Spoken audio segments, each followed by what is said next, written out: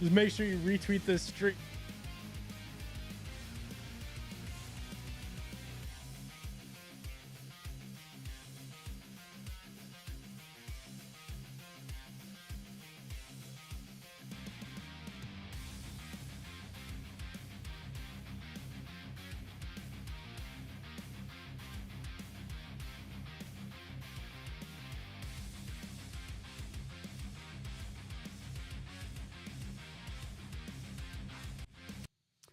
Alrighty, welcome in to a Thursday edition of the Chico Bormann Show here on Big Play, but not just any Thursday, kids. Oh no, only special occasions do we wear Jose Ramirez. Should I go into the song early or should I wait until the end of the show? Hit it early. the Hit hook? it early. All Why right. not? I mean, Jose.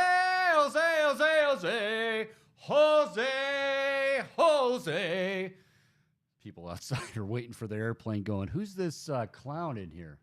How we doing, kids? How we doing? Safe flight, by the way. All right. We're going to have ourselves a fun show today. Obviously, plenty of baseball to talk about. It is finally here. Opening day 2023. Your Cleveland Guardians in Seattle taking on the Seattle Mariners. One of the bright young stars in all of baseball, Julio Rodriguez. Very, very capable pitcher who came over from the Reds. Luis Castillo. He will be on the mound tonight against Shane Bieber. We've got some interesting bets we're going to get to, courtesy of our friends at Tipico. Just hang tight for that, because there's a few of these. We were talking before the show, little very high-level pre-show meeting, or as high show as you can get when you're wearing, like I'm ready to go. I'm ready to go. But interesting bets that we will basically get your thoughts on, but we may have to bandy these about, our thoughts about, and see what we want to throw down there. So we'll do that. First of all, if you are tuning in right now, thank you. If you are looking and trying to find, wait a minute, where can I? We've been telling you, we've been pushing it for you. Go to YouTube, type in the Chico Bormann Show, hit subscribe, and you are ready to go. Now, we are also available on Twitter, so you have that going for you also, which is nice. And you can check that out at Chico Show CLE. We've got Michael Bohm producing. We've got Nick Padone in here as well. The sun is shining. It is a little bit cold, but that's okay. Bohm, you looked puzzled. What's going on, Bohm? You all right? I wouldn't say puzzled, Chico. I'm doing good. I'm excited. Okay. Opening day vibes. They're immaculate, unlike any. Yeah, and I know some people. Look, I'm not naive to the fact that, some people are baseball fans. I mean, I think 30 years ago there were many more baseball fans out there. For a variety of reasons, it's not really the case nowadays. But there's still some, very tuned in baseball fans, and certainly I think around Cleveland. When you look at what this team has accomplished, we had Bobby DiBiasio on yesterday. The last 10 seasons, Tito's beginning his 11th season tonight as Guardian skipper. Over the last 10 years, 9 winning seasons. I mean, think about that. 6 times you made it to the postseason. It's just, it's amazing. It's absolutely amazing. And they continue, and especially now, you go back to last year, and you talk about last year and going into the year, last year at this time, what were we discussing? Bradley Zimmer and Oscar Mercado and Bobby Bradley, and how long are we going to go? Not long, because they didn't want to waste any time with, waiting around and seeing, are these guys going to develop? And, this is what it's all about. Now you've got a core. We've already got news that they have extended Andres Jimenez, who will be starting at second base tonight. That's huge, right? That's a big deal, and he's one of a few guys that they're going to be looking to extend. And this is a team that won the division last year. It's 17 guys, 17, making their major league debut, won 92 ball games. It wasn't that long ago that we thought the Chicago White Sox were going to, when their young guys finally came up, and when they finally started to click and they all started to come together at the same time, boy, the White Sox just might have a stranglehold on the American League Central Division. And yes, injuries have happened. They happen all the time. They've certainly happened to the Guardians as well. Managerial issues don't seem to happen to the Guardians at all. They have happened for Chicago. And, all of a sudden, Chicago's kind of, don't sleep on them. Like we talked about yesterday, and we talked with Booney about yesterday. The White Sox are still very talented. And if they stay healthy, yeah, they're going to be a team that needs to be dealt with. But it's our Cleveland Guardians team that came out of seemingly nowhere last year with the contributions from young guys. And now, I think you reap the benefits. Fans, you're reaping the benefit. You're excited about this season. Now, on top of all of that, you've got new rules in place. I think that tonight, now, again, there's games going on. I think started up right when we went on 3 minutes ago. Yeah. Obviously, Guardians and Mariners are going to be 10 o'clock tonight. But you will notice the changes probably right away. And I don't mean just, 26 minutes got chopped off of the average game. I mean just how quick. Like, you might be able to look down at your phone. Maybe you're running to your kitchen, grab something to drink, grab something to eat. Or if you're at the ball game, you know what, I'll go. And now all of a sudden, like, you gotta be ready, because these players have to be ready. And, I think it's going to make for a more exciting game. But all in all, there is something special about opening day. I'm not trying to romanticize it or anything like that, but there is something special about opening day. And I think this year, if you're a Guardians fan, I think you're really, really excited after what took place last season. So we want to hear from you.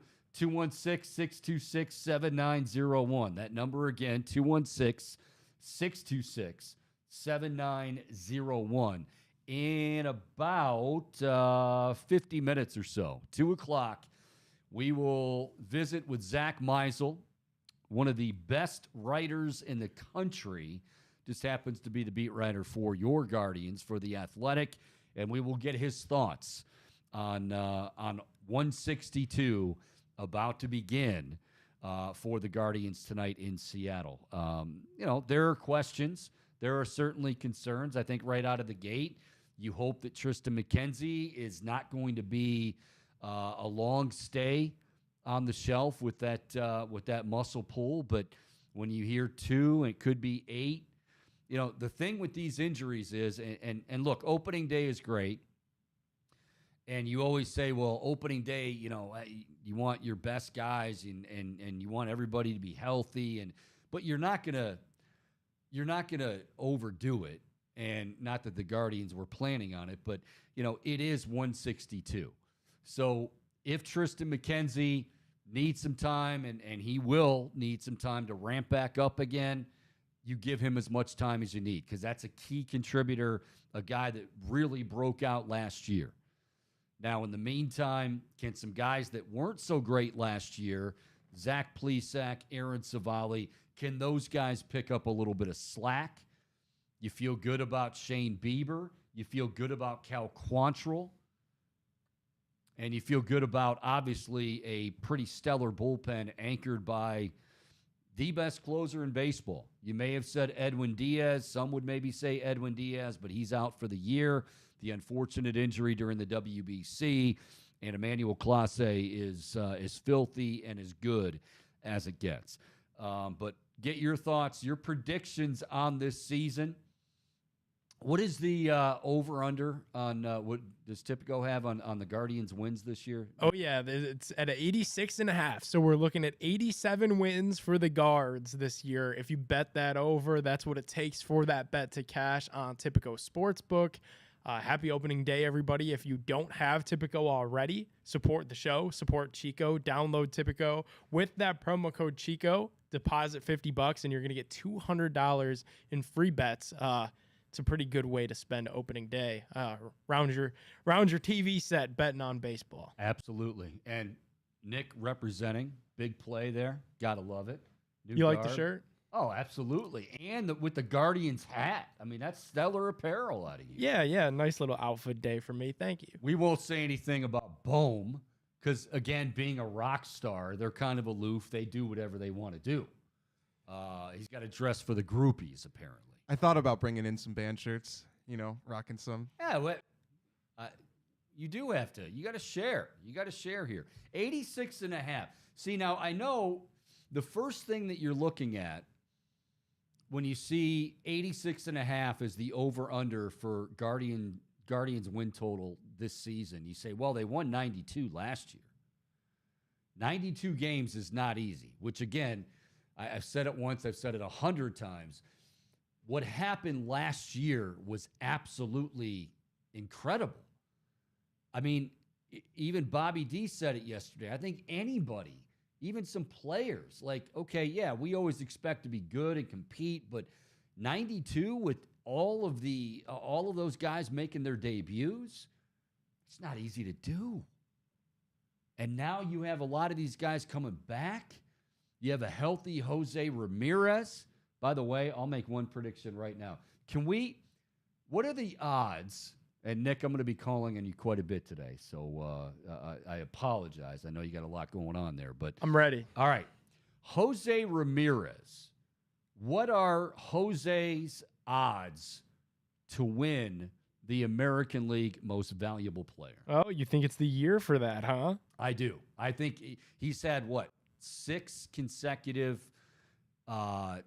5 consecutive top 6 appearances, I believe, or top 6 in the vote getting. Now, there've been some great ones. Make no mistake about that. Aaron Judge, Shohei Ohtani, but I think Jose stays healthy this year, which he battled through a painful thumb injury for the second half, which makes him even more remarkable. But I think he's going to steal more bases. More on that with the bigger bases. The shift. Jose's not shy about saying, yeah, I'm a pull hitter, and he is a pull hitter. He can go the opposite way, but, what Jose likes to do is turn and burn, and I think he's going to have a better shot at doing that as well. I think this is the year that it all comes together for Jose Ramirez. So what are the odds, Nick Padone, what are the odds, according to our friends at Tipico, for Jose Ramirez winning the American League Most Valuable Player? We're looking at plus 1,500, 15-1 for Jose. Your $1 bet wins you 15 on Jose Ramirez to win AL MVP. Can I put it down right now? You can, yeah. You make it. So again, if you don't have the Tipico app, go get the Tipico app. And when you're logging in or registering, if you haven't done all of that yet, use promo code Chico. That's CHICO. And you'll get, you put down 50 and you get $200 in bet credits. I mean, that's pretty damn good right there. That's a pretty damn good deal. And you could start right now with, opening day games, opening day odds. Another one that I think I like, and you fellas tell me what you think about this.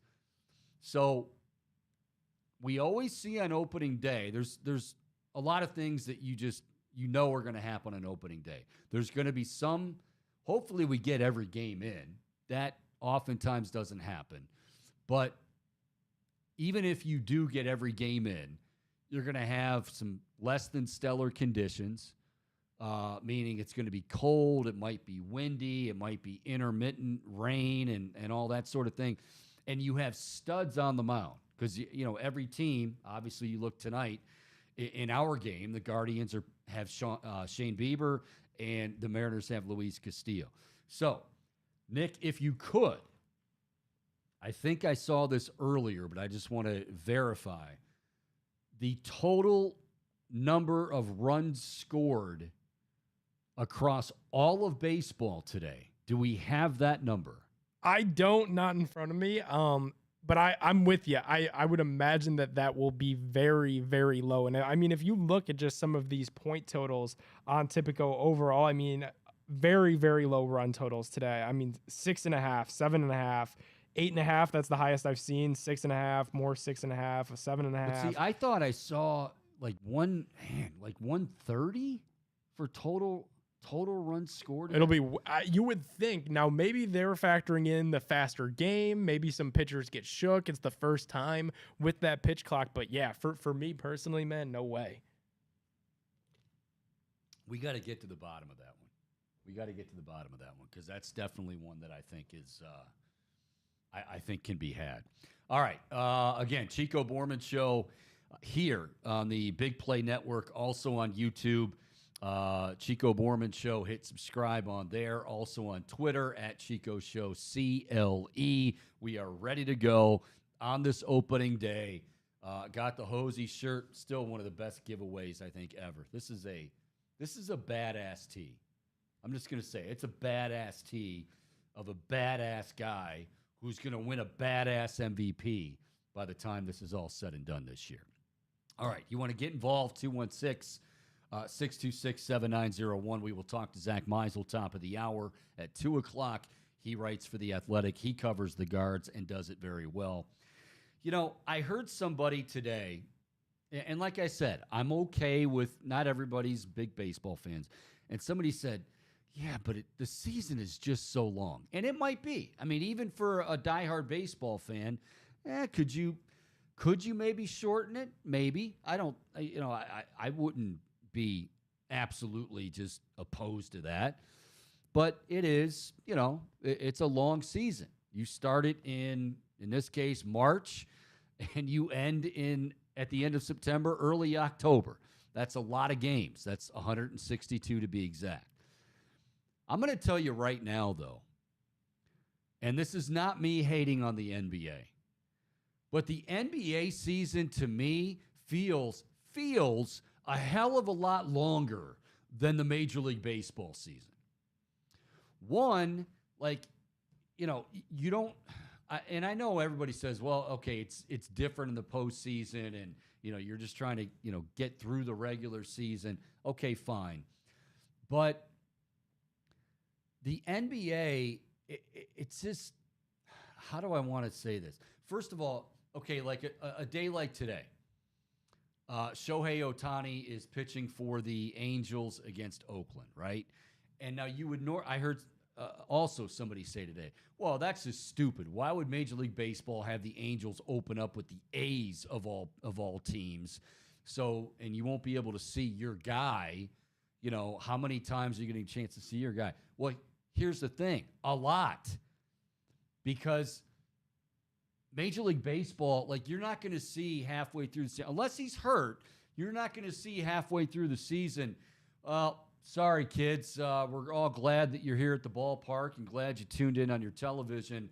Shohei Ohtani is taking tonight off because of load management. I am so sick and tired of that in the NBA. You can't guarantee star matchups anymore. The other night it was Joel Embiid and Jokic, and what happened? Embiid couldn't go. Now again, okay, maybe it was a legit injury, but we all know that they have this, load management, and they're going to decide when. You don't get that in baseball. I'm not saying baseball is perfect. It's not. Hopefully trying to fix a few of the flaws. I'm not the biggest Rob Manfred fan in the world as commissioner of the game, but I will say, 162 games, you go to the ballpark, you're looking to see your favorite players, you're looking to see certain stars. If it's Shane Bieber's turn in the rotation, he's taking that turn in the rotation. Oh, wait, but he's going up against the A's. Wouldn't they want to save him for, a better team? I mean, you could probably beat A, baseball doesn't really work that way. B, you talk about your turn in the rotation. You want to keep that routine. It's very, very important, particularly for pitchers. But throughout the course of a season, you don't hear that from Major League Baseball. And I'm being a little biased, I know, because I love baseball. But, the NBA is great. Don't get me wrong. The NBA is great come postseason. But I don't know about anybody else. Even NBA fans right now, I think, are saying, just get me to the playoffs. When the Cavs had LeBron, and just get us to the postseason. Now, you wondered, would they be able to flip the switch for D and all that sort of thing? And we'll get into more hoops and more Cavs hoops tomorrow on the show. But I don't think, as many flaws as Major League Baseball has, which I think they're trying to fix.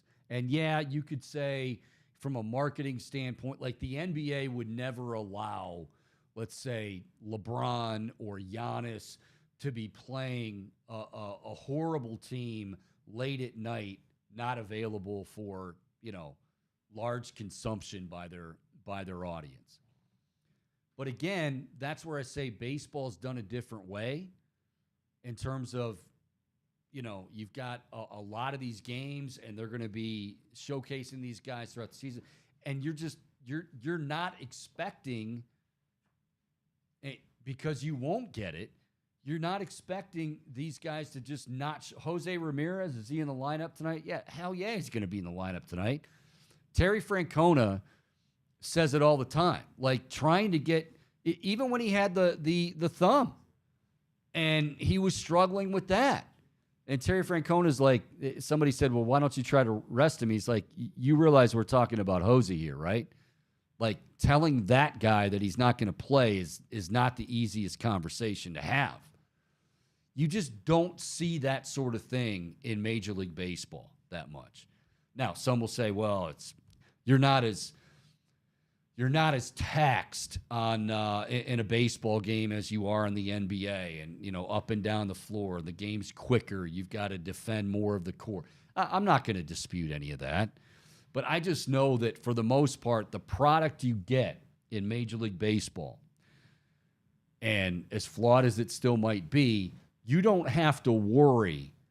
You really don't have to worry that much about, well, you know what? If I go to the ballpark tonight and I bring the family, are they going to be able to see their favorite players?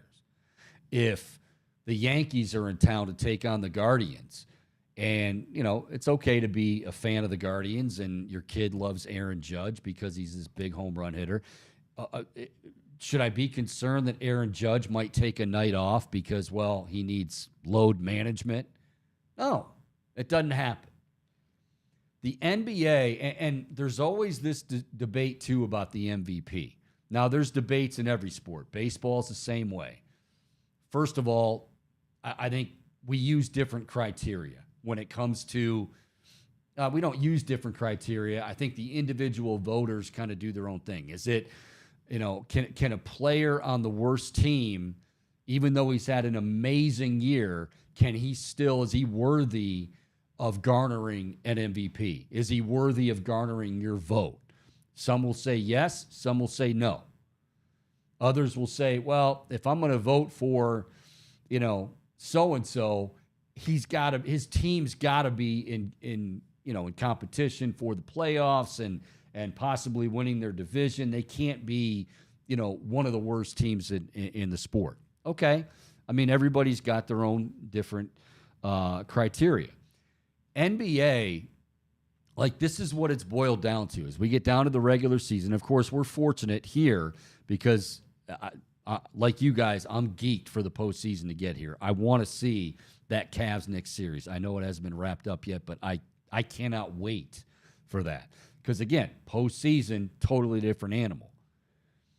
But right now, I can't take another conversation ad nauseum about who the NBA MVP is. Is it Giannis? Is it Luka? Is it the Joker? Like, that's I don't know. I just, and you got each of these guys that have taken games off, have had been off because of injury and whatnot. I'm not trying to hate on the NBA. Nick, I know you're a big NBA fan. And honestly, like, I love the NBA too. But if ever there's a sport where, and I hear this a lot with baseball, well, oh my God, the regular season's too long. And it might be. Just get us to the postseason. I feel right now the NBA is at the top of that list where it's the regular season means nothing, not just because it's long, not just because the fans want. One, it's a totally different game once you get to the postseason. But on top of that, the players don't even really give a damn. It's weird, too, like the position that we're in now, you know, and really these last 10 games in the NBA, where it's funny to monitor the different motives for different NBA teams. If you're a team like Charlotte, if you're a team like San Antonio, where your season's been done for the last couple of months, yeah, those fans are begging you to lose games so you could be in the running for Victor Wembanyama. Whereas here in Cleveland, but you dropping that tough name like it's nothing. I love it. I love that kid. But anyway, in Cleveland, you know, we're hoping that we keep our guys in bubble wrap here. Fourth seed just about wrapped up, and we're trying to get into these playoffs completely healthy. So I'm with you. It is a bit long, especially as it gets into these weird months where the snow starts melting and the motives of teams just drastically change, of teams that are just trying to skirt by and then teams that are absolutely trying to lose everything that they can so they could be in that lottery position. Yeah, and that's and granted, I know that happens, well, not to that extent, but it does happen. You know, you've got 30, 40 games left in the season. For many years growing up as a kid, watching the Indians in the 80s, like, wow, they don't have a whole lot to play for. They're 38 games out of first place, and there won't be a postseason. But at least you could see those players. You could see your favorite players playing the game, and that's my big beef right now with the NBA. Is that, you know, they don't take. It's one thing for the fans to say, wow, this is a long season and I just, you know, just get me to the postseason. It's an entirely different thing when the players pretty much take that same attitude. Like, that is a bit disturbing. That's very disturbing. But that's what you have. And it's like almost, and what's getting disturbing and what's getting alarming is that it's almost become encouraged. It feels like, you know, like they're not doing anything to really prevent it. So we'll see what happens this offseason. I feel like this is kind of similar to the topic that we had yesterday and the day before with player safety in the NFL. I think this is going to become the new big buzzword around the NBA is load management, what the league wants to do to get these guys on the court. Because like you said, Chico, in baseball, even in football, I get, you know, a lot less games there, only 17, but a much more dangerous sport. Imagine Browns-Rams, you know, a couple years back. Browns out, eliminated from the playoffs because Baker was being horrible. Rams, no Cooper Kupp today. Sorry to your fantasy team. Sorry to those who bought tickets. Cooper Kupp's taking the day off. He's getting ready for a Super Bowl.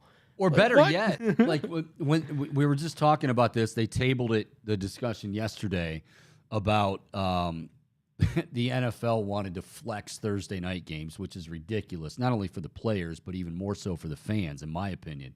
But seriously, if you took the NBA mentality with the NFL, guys would not be playing on Thursdays. Oh, that would be like, wouldn't that be considered like a back-to-back? Well, he's not going to play both ends of a doublehead, you know, the back. He's got a game tomorrow night, so he's going to pick one. Do you want to play the first game of this back-to-back or the second game? Like, they don't do that in the NFL. They don't say, well, you played Sunday, so you know what? We're just going to rest you. And again, okay, it's a smaller schedule, less games. I get it. But they could take that same mentality, and they don't. It's like the NBA, while they have some great fans, I think the NBA, more than any other sport, kind of just gives their fans the middle finger, even more so than baseball. And it's what's even weirder to me about it is I think in some cases it makes sense, and it was a slippery slope because it started, okay, a guy coming back from injury. Let's look at the Cavs this year, Ricky Rubio. It makes a ton of sense. He's an older guy who has played a ton of minutes, both internationally in the pros and in the NBA. So it made sense when that knee happened, and that was a gruesome injury last year. Okay, it makes sense for Ricky to not play the second night of back-to-backs, to kind of pick one. But for guys that are 19, 20, 21 years old in their prime, Jason Tatum should never be sitting on the second night of a back-to-back. Oh. Jason Tatum is in the heart of his prime. His favorite player is Kobe Bryant. Play all 82. You think Kobe would have? Yeah, exactly. I mean, Kobe taped that finger up. You know, it got knocked out of place. We'll just tape it up, and I'm going right back in. Like, yeah, that mentality. And to your point, I think this is interesting. And again, 216-626-7901, Chico Bormann Show here on the Big Play Network and on YouTube at the Chico Bormann Show. Hit subscribe. You're ready to go. Also on Twitter, where we are running the live feed as we speak at Chico Show CLE. I think also when you start talking about, you know, the different players and the NBA and what they're trying to accomplish. A lot of times, it's almost like the teams, you're right, the teams kind of reward you. Now, I think Adam Silver, deep down, absolutely wants, because he knows that that's not good for his fan base. I mean, who's going to care more about the paying customers? The players? And I'm not saying the players don't care, but I'm saying who's going to care more? It's going to be the commissioner. Because those are really his. You could say, well, his constituents are the players and the owners, and yeah, I know he works for the owners. But if this keeps up in the NBA, like Adam Silver, that's why he's been saying this. Like these guys need to play. But again, the teams are not.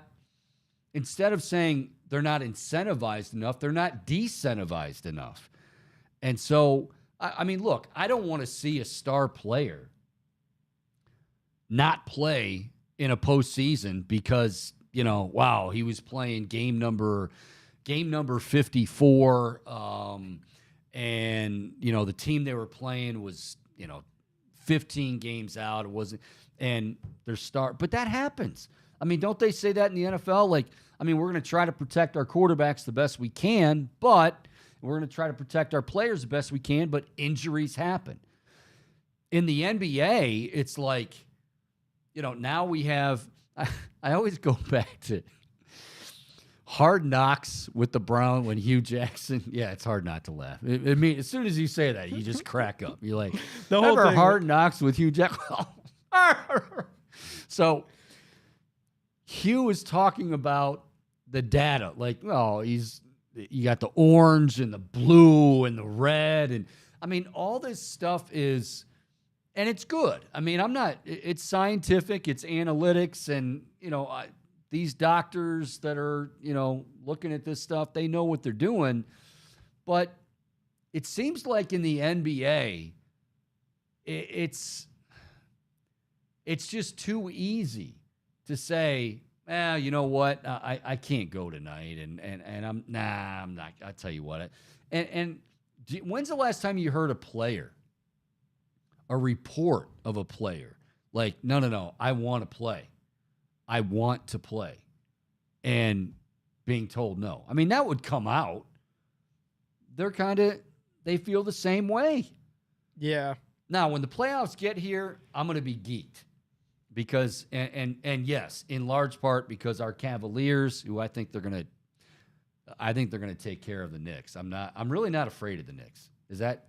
Okay. Well, did you hear this is setting up so nicely. I love when like the precursors start to come out. It's like a movie trailer and the other team starts giving you quotes and that bulletin board material.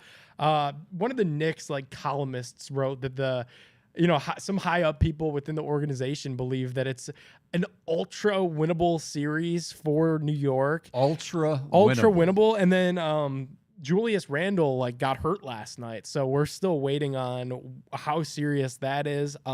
Surely there will be some loads that'll be managed in the forthcoming days for Randle as he tries to recover from that. But yeah, I'm so excited, especially last year, like the NBA Finals, even without the Cavs being in it, and me being a little sour last season that the Cavs weren't in it after that goofy play-in tournament loss, where they went back to back, and it seemed like the moment was too big. But the finals last year were awesome, Golden State and Boston. So I'm very much looking forward to these playoffs. And I think with the Knicks, just to continue on this thought a little bit, like Julius Randle is a very, very good player, great player. Now I think Jalen Brunson, I don't know what the hell Dallas was thinking. like Dallas, it's like, well, we're not going to re-sign Jalen Brunson, but all right, let's do the panic move and bring in Kyrie. And now Kyrie apparently he hasn't said or done anything too crazy, but like Luka's body language, I mean, you can see it. Like it's just not. But you had Jalen Brunson, and you had like 2 opportunities to re-sign the guy, and you just said, whatever. So now he's in New York. Now, Jalen Brunson has made Julius Randle a great player, an even better player than he already was, and he was a great player. But it gets to crunch time for the Knicks, and I hope I'm not jinxing this by saying this. I'm knocking on it. It gets to crunch time for the Knicks. If you've seen, and I've watched a few, well, I would say like 3 or 4 Knicks games, other than just the Knicks Cavaliers. And he had this reputation when he was in LA. Julius Randle wants to take over the game. Julius Randle, and if it means he'll go 1-on-4, 1-on-5, he'll do it. So if that's how it's going to go down, well, I like the Cavs' chance because I think the Cavs they're going to play team basketball. That's a staple of JB. Now, have they had a few rough games along the way? Every team does. The other thing is, and I'm not saying the Knicks don't play defense, but I don't think any team consistently plays the defense the Cavs play. I know people are going to point to, well, what about that game, the Atlanta game? Come postseason, this is where I'm excited about. Like, I never knew, as fun as it was having LeBron James, and I love LeBron James. I'm not going to say anything bad about him at all. But I never knew what defensive team was showing up. And, like, that's fine in the regular season. You can usually win some games anyway. You don't play. If you don't do it at both ends of the floor, you're not winning a title. Like, I don't care who, like, everybody's talking about Sacramento right now. And like, wow, Sacramento plays no defense. Like, they'll be gone in the early going. The Knicks, too inconsistent. So I don't know. I just, the NBA, it's a good product. It's a great product come postseason. But I'm telling you right now, how many games do the Cavs have left in the regular season? 5, 4, something like that. I am like everybody else. Just get this thing over. Just get to the postseason. Now, And Chico, that- do you have finals aspirations for this team? Do you think that they can get there this year? Finals aspirations, yes. Do I feel great about that, like getting to the NBA? I think it's going to be tough to get out of the East, but that's okay. I don't think they have any issues with the Knicks. And I think, and I've said this many times, and we'll talk more about it as we get closer, the experience is a big deal, particularly when you go on the road and all that stuff. But this team, like I said, the reason I feel so good about the Cavaliers, other than the obvious, like, wow, Donovan Mitchell can fill it up, and Darius Garland can do some great things. Evan Mobley plays like a 30-year-old and a 10-year vet in the league. Jared Allen is incredible. So, I mean, they have a lot of things to be excited about. But basically what it comes down to is you're talking about what? Maybe the first, second, maybe third best team in the league defensively. It's not a switch to go on and off. That used to drive me nuts like nothing other back when the Cavs had LeBron, and it was like, oh, well, they'll just flip the switch. Where the hell did that come from? Like, we'll just flip the switch. Oh, okay. It's as easy as that, huh? Flip the switch, flip your mic on, and you're going to go play some D. It's not that easy. And if you don't – how many times do you hear this? Whether it's the NFL, whether it's the NBA, whether it's high school, whether you're gonna play how you practice.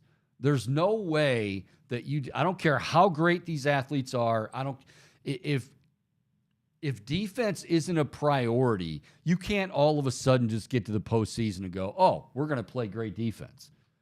Now, you might have moments of it. You might have spurts of it, but consistently, and that's the difference. Consistently, every possession, because now with the playoffs, when the playoffs get here, every possession counts. Every possession, like baseball play, every pitch is a big deal. And if you're not playing defense consistently, you're going to be a quick out in the NBA.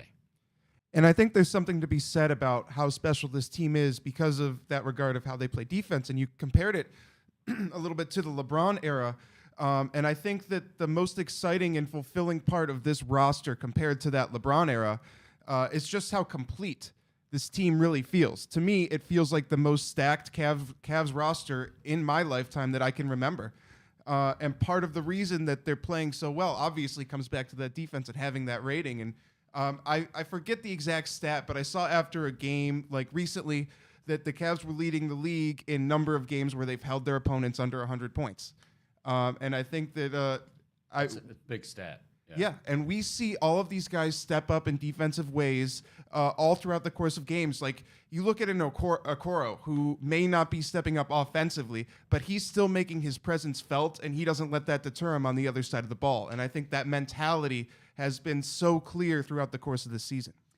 And, you know, let's go back to the whole Kevin Love thing. And I think we all, I would love to see that number go up in the rafters, and I think it will. And he, you know, I love the fact that he wasn't afraid to, you know, come out as far as mental health awareness. Like, he's an easy guy to like, other than just, wow, he's a pretty damn good basketball player as well. But when everybody was complaining about, oh my gosh, you got to keep Kevin Love. Well, what were you keeping him for? Because at the time, and I don't mean that curt, I'm just saying, like, what were you keeping him for? Because at the time, he wasn't shooting well. He had not rebounded well from the wrist injury. And quite honestly, JB had lost faith in him. I think Kev kind of lost faith in Kev as far as on the offensive end. Well, okay, he brings nothing to the table defensively. And so if JB's just not going to play that guy. Like, that's just not, like you were saying, like, and Isaac Okoro, even if they're not, and he was drafted, when he was drafted out of, where'd he go, Auburn? Yes. You know, you knew he was a defense-first guy. That's one of the reasons they wanted him. If you don't have that defensive mentality, and you don't, I'm not saying you got to be a bulldog like Okoro, but if you're a liability, you're not going to, JB, you're just not going to fit. And I know that sounds crazy because Kevin Love but when he all of a sudden became that liability and he didn't have anything offensively to, like, say, hey, you know what, I'm going to hit threes, I'm going to spread out defenses, I'm going to get rebounds, I'm one of the best, you know, long, you know, throwing the length of the court, I mean, all that sort of thing. When that goes, you're not helping the team. You're just not helping the team. All right, 216-626-7901, the Chico Bormann Show here on the Big Play Network, also on YouTube and you can go there, the Chico Bormann Show, and click on subscribe. You're all plugged in, ready to go. Our subscriptions, that's going up a little bit. How about that? And we challenged Chico at the beginning of the week. We got to get him to 200 subscribers by next Monday's show, by the start of the new week. So go out there, subscribe, support Chico. We're doing that giveaway, signed Brian Sipe jersey, for people that retweet the giveaway on Twitter, as well as subscribe to the YouTube page. So win yourself a Brian Sipe jersey and watch the show on YouTube every day. It's a lot of fun. There you go. There you go. Are we closing in on 200? I think it depends. How do you factor in closing in? Are we at, because it is a challenge that I take seriously, are we at 180? No, we're under 180. Are we over 160? Let me check real quick. Oh, that's not, I don't. Right around there. It's right around there. Okay. So we got to get. Yeah, we're right around 160. Okay. So we've got to get like 40 by Monday is what you guys are telling me. Yeah. Or I get thrown out into the runway here at Burke and just. I like that we're in an airport because it feels like we're going places. Ba-dum-bum, ba-dum-bum. You know what I'm going to do? So there's a full disclosure. A buddy of mine is one of the flight instructors here, and I honestly hadn't seen him. We were cigar smoking buddies, and during COVID, the cigar lounge closed down. So and they haven't reopened in terms of just in-house smoking. You can still get cigars there. So I hadn't seen him in a while. And I walked in here and I saw him the first day I was here, and I'm like, what's going on? And he's like, dude, I'm a flight instructor. I didn't you didn't know that I was here, based here? I'm like, no. It's like, oh, I'll get you. I can't wait. Now, I'm hoping that this isn't one of those, what if he all of a sudden, he turns into one of those Blue Angels, and he's doing all, and his sole goal is just to get me to Ralph. Speaking of Blue Angels, they use our office, is what we're told. Really? We're told that our office, the Big Play headquarters down there, that's their briefing room. So when we took that over, some poor lady, I'm blanking on her name, from the airport, from the air show, comes frantically kind of into the office. Cody's up there painting the mural. Me and Dave are trying to hang a million different green screen, and this room was all a mess. This lady comes frantically coming in. She's like, "This is the Blue Angels room." We're like, "Okay." She's like, "Do you guys care if once per year they use it for their briefing?" We're like, "No, that would be the coolest thing ever. Bring a Blue Angel on the show. Blue Angels could have this room for that week of the air show." So we might, oh man, because I'll tell you this, it's not easy to get Jetcopter John Rudder. He's, I believe, still works with Channel 5 and used to work at the station I was at for a while doing some updates. And he would go up with them every year, and he said, he's like, dude, I will honestly try to see if we can get you in there for one. That's got me excited. No, I think they're off this year because they were just here last year. So it's the other one. It's the other, what is it, brigade? It's a different group. It's not Blue Angels this year. But they still do yeah, they still do everything crazy. It's just, the Blue Angels are that's the cock of the walk. Right. Yeah, that's cream of the crop. That's a big deal. Man, I didn't realize that, the briefing rooms. So I could play hardball. I could we'd love to have you, do your press briefing here, but I'm going to have to be promised at least 5 trips up in the plane with the Blue Angels. And I won't bother anybody. I'll just be in the back probably puking.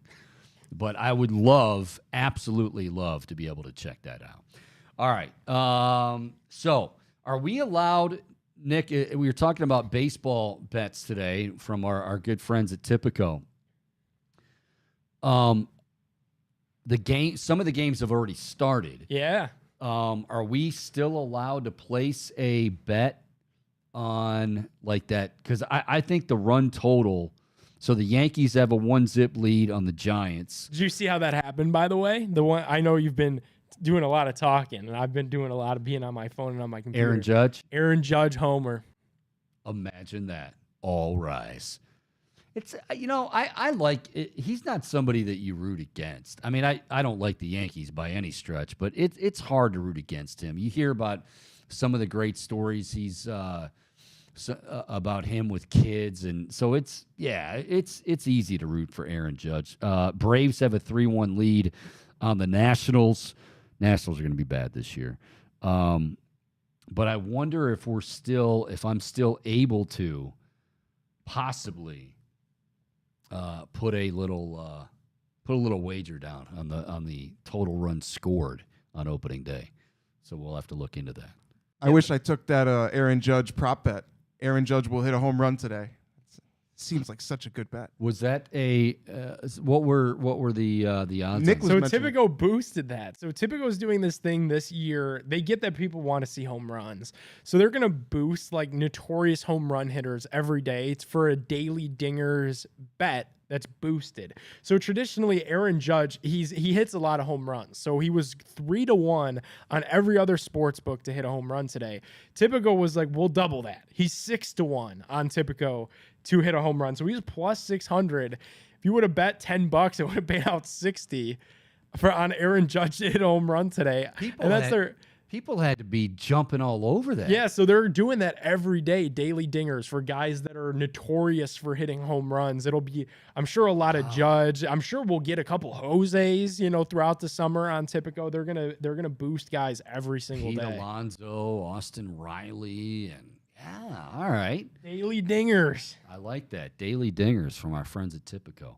All right, hey, top of the hour, we're going to visit with Zack Meisel. He is the beat writer for your Guardians, for The Athletic, and getting ready for a very, very fun season, no doubt. Now, they're already starting out with some injuries here. Tristan McKenzie is going to be out. They're saying anywhere from like 2 to 8 weeks. It's sounding more and more like the 8 weeks is going to be in play, very much in play. And that might be for no other reason but, hey, the conditions aren't exactly conducive when you're talking about cold nights to him getting stretched out and all that. And you don't want to lose a guy like this for any length of time, but especially, later in the year. So they're going to make sure that he is, as good as he can be health-wise. But I think for the most part, you look at what they did last year and you go into this season,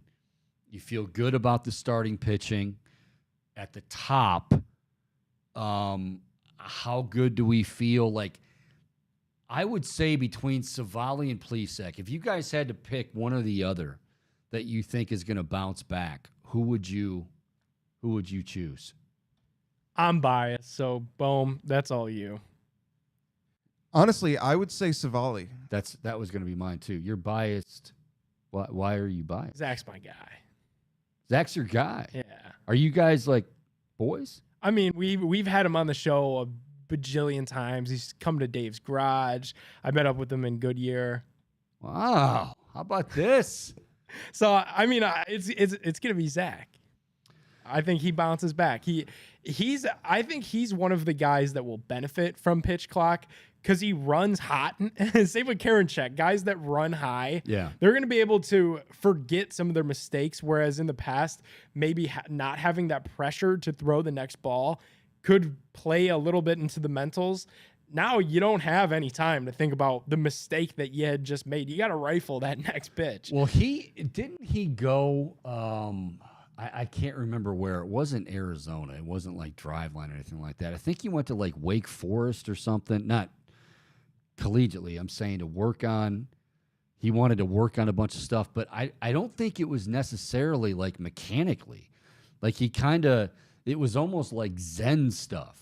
Like he went there and he wanted to work on his breathing and he wanted to work on, just kind of being able to relax a little bit in tense situations because, that, you say something like that, and I think the average fan wants to say, no. What did he do to add? Didn't he try to add 3 miles an hour on his fastball, or is his slider sharper? That's what did he do for that? He didn't really go out there for that. He basically just said, I need to, because he does have the tools. I mean, he's a talented guy. We've seen both Plesac and Savali do very, very well. Savali really had just bad luck with the injuries, and the thing with Savali is they weren't necessarily those structural ones where you're saying, oh man, this could be a career ender. At least I didn't think so. Zach will probably be able to shed some light on that, but with Plesac, I do think that's interesting because a lot of times it's just what is he doing to fine tune his mechanics and is he shorter to the plate, longer to the plate, and this was more about, hey, I just want to get my head right in the right place. And another Zach thing with having his head and just you feel good, play good kind of thing. Yeah. A story that fans might not know about. He mentioned it on our air, so Chico bringing it to a different audience. He has like 6 to 7 jersey tops ready to go. He hates being sweaty, and he sweats a lot, so he'll sweat through about a jersey an inning. Go down to the clubhouse. Inning? Change into a new one. Sometimes, depending at like those those really hot July, August games. Sure. He's popping down there and changing jerseys a lot. 6 or 7. Yeah. I could see every couple or three, but every inning, man, oh man. And a lot of guys are like that. Feel good, play good, look good, feel good, play good. I was like that back in the day. Mental sharpness is an edge, Chico. I'm glad you guys didn't give me too much hell for that. Really? Why don't you tell us more? No, actually, we won't do that. Oh, we got a helicopter coming in. This must be Zack Meisel. Yeah. Because hopefully, we are going to be talking to him. I'll tell you what we're going to do. Let's break right here. I'm going to go check and see if that helicopter does indeed have Zack Meisel as we broadcast live from Burke Lakefront Airport. It is the Chico Bormann Show. It is opening day for your Cleveland Guardians. 92 wins a year ago, and they were just kind of figuring it out, and 17 guys making their Major League debut. What will this year bring? We'll hear from Zack Meisel when we come back. It's the Chico Bormann Show. It's all right here on the Big Play Network.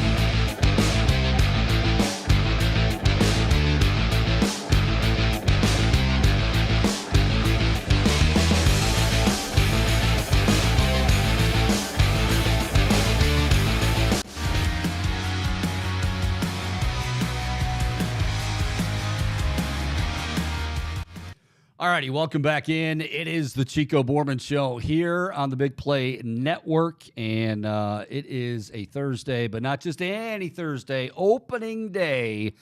Your Cleveland Guardians, 92 victories a year ago, amidst all of the, another guy making a debut, another guy, 17 guys in all, and they are able to cobble together 92 victories.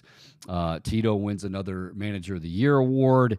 What will this year bring? Well, for those questions and many others, and by the way, I know some of you, as I said right before the commercial break, that I needed to go outside because we're at Burke Lakefront Airport here where the studios are, and a helicopter had landed. And I thought, well, that could be Meisel. Like, how Antonio Brown, I think, would do that with the Steelers. I think he arrived at training camp one year in a helicopter. I thought there is a chance that is Meisel in the helicopter. So I immediately ran out there and got a few crazy looks and realized, oh, you're not Zack Meisel. So I came back in the studio. And he joins me right now. You can follow Zack on Twitter at Zack Meisel. He covers the Guardians for The Athletic. He is a phenomenal beat writer. Also has written a couple of books. One of them is right here, kids. Yeah, that's right. Cleveland Rocked: The Personalities, Sluggers, and Magic of the 1995 Indians. It's one of my prized possessions, also because he put his John Hancock on there. Zack, it is great to have you back in the Chico Bormann Show. How are you, sir? Do we have Zack? Do we have him? Oh. I mean, a muted Zack Meisel is, no. Granted, he's got the looks could carry it, but he can't hear me is what he's saying too. Oh, come on. This is why they got me out of that chair. Because I was, I couldn't figure this stuff out. Hopefully we'll be able to get him all hooked up. In the meantime, as I said, we're getting ready for opening day tonight. 10 o'clock start. I know some of you are saying, okay, we're good. Some of you are saying that, little late and whatever. You catch maybe a little bit. Maybe you just record and watch some in the morning and some tomorrow. Doesn't really matter. But as I said, I got to bring back the story now because Zack didn't hear it. I saw a helicopter land about 2 minutes to 2, and I assumed that could be Meisel on the helicopter, like Antonio Brown did that for the Steelers. And Meisel, I mean, he's a big deal. He's He's very good at his job. So we took a break, and I ran out to the runway here at Burke Lakefront Airport. Hopped that fence like it was nobody's business. May have pulled a groin.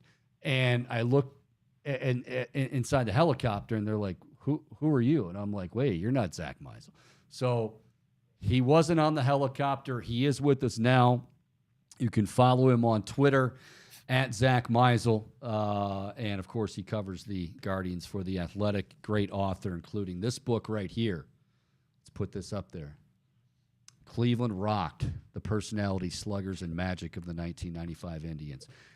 Zack, it is a pleasure to have you on the Chico Bormann Show, and I'm sure you're going to say the pleasure's all mine, or maybe you won't say that. Hi, Zack. The pleasure is all yours. You're right. The only entrance and the only introduction that I thought we would get. How's your off season been? How was you got a young Charlie is growing like a weed, I'm sure, right? You had a son? Yeah, 10 months going on 30 years.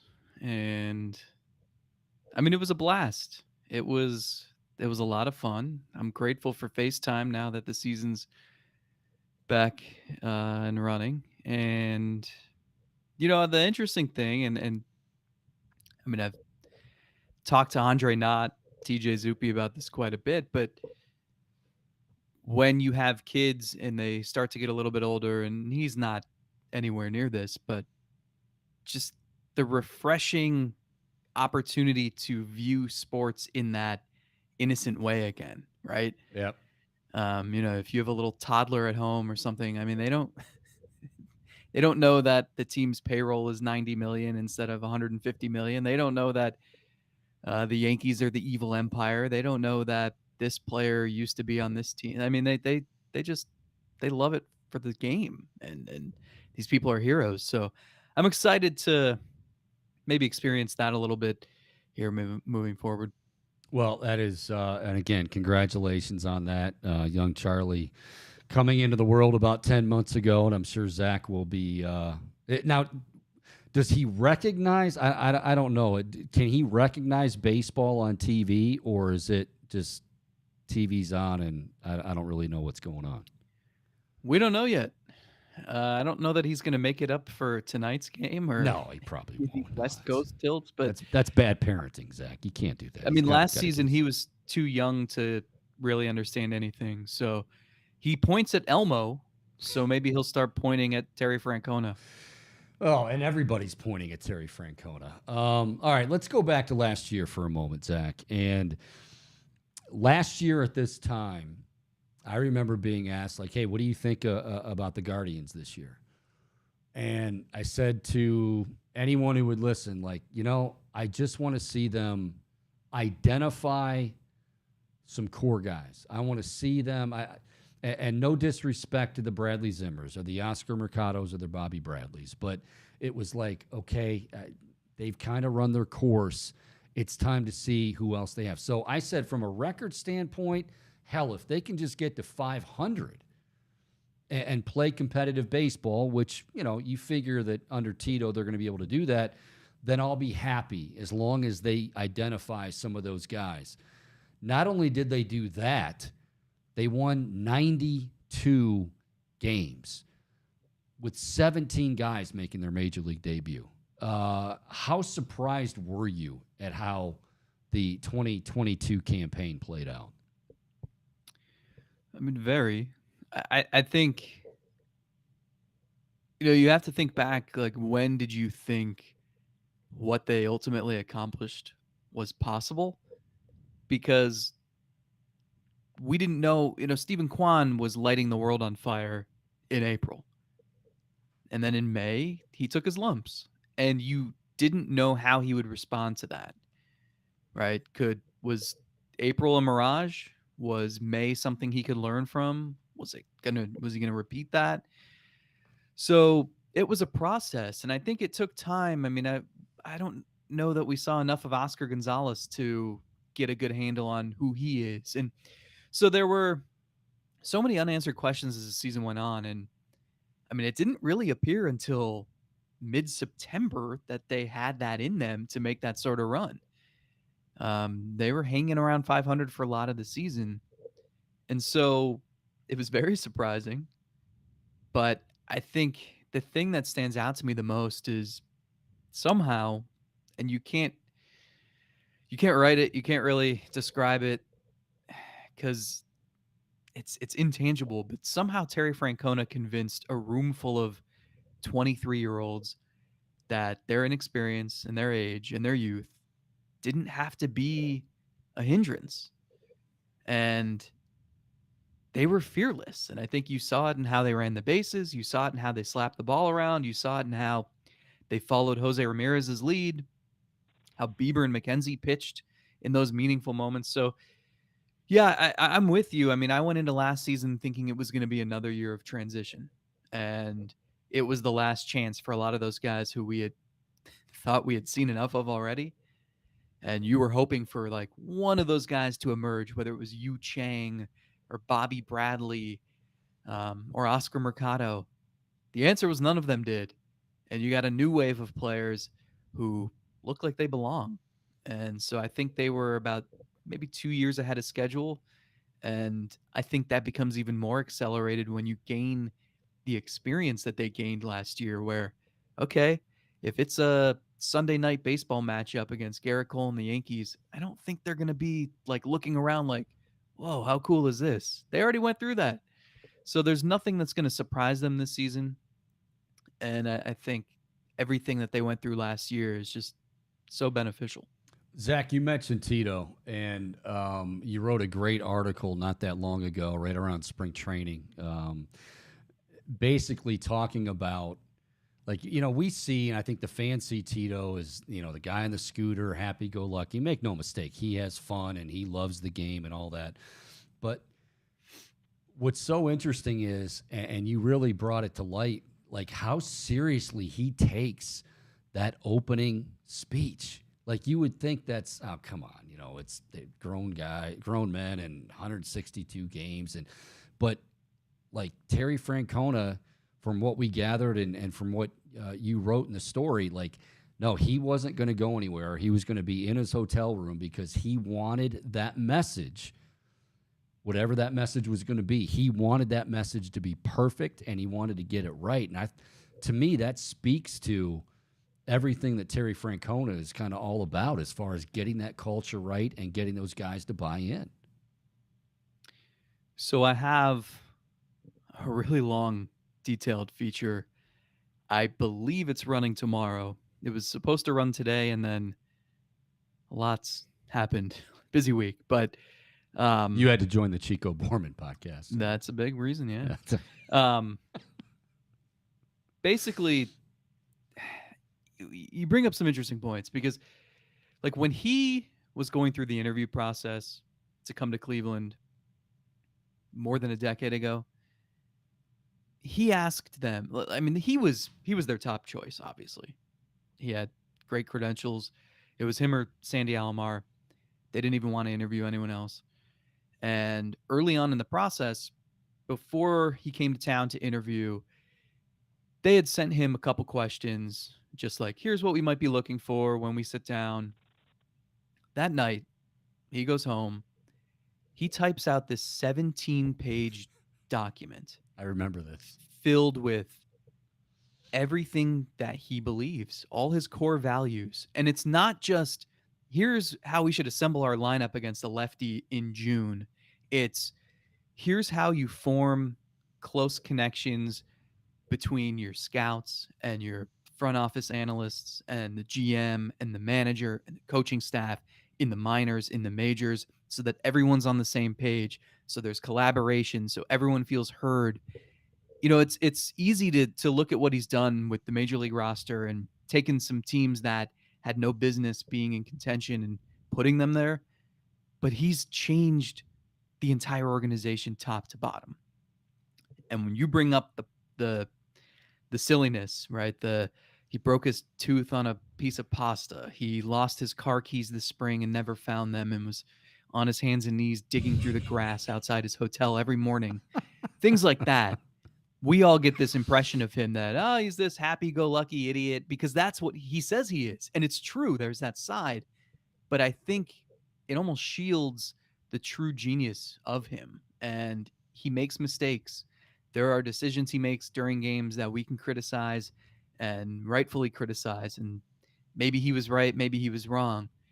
But it's the process of it. It's all the planning that goes into it. It's the master of communication that he is. And it's the relationship builder. And it's that stuff that, when one day he's in Cooperstown or he's got a plaque or a statue at Progressive Field and it shows that he's the franchise's all-time winningest manager, and maybe he won a World Series here, maybe he didn't, but he did this and he did that. Those are the things that it's hard to put on that plaque. It's hard to put in a Hall of Fame bust, but those are the things that make him so good. That's how a 63-year-old can connect with a 22-year-old. The way he told Will Brennan that Brennan was making the team about a week ago, when he got a sense that Brennan was kind of stressed because he didn't know where he stood, and he just pulled him aside in the dugout before a game and said, "Hey, man, you have nothing to worry about. You're on the team. Congratulations."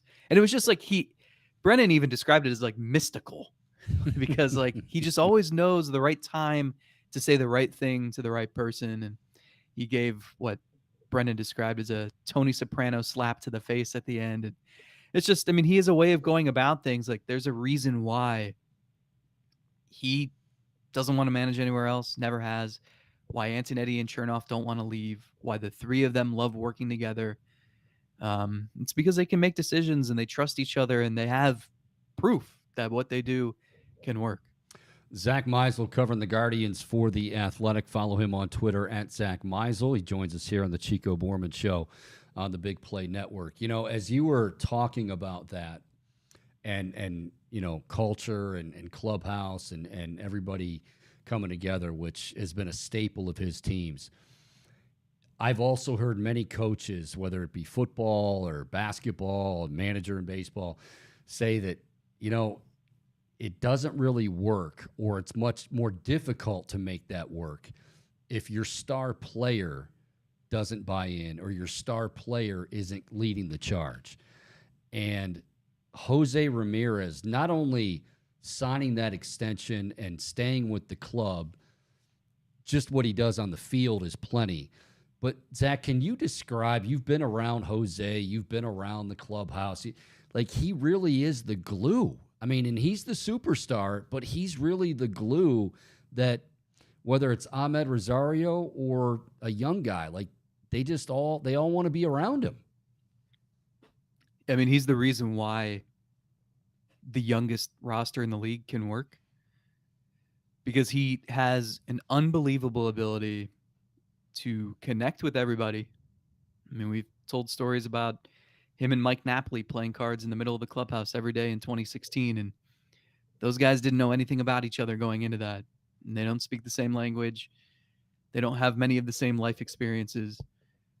And I think that taught Ramirez that, one, how to be a leader, two, how important it is for everybody to feel like they belong and like they can turn to anybody if they have questions about anything.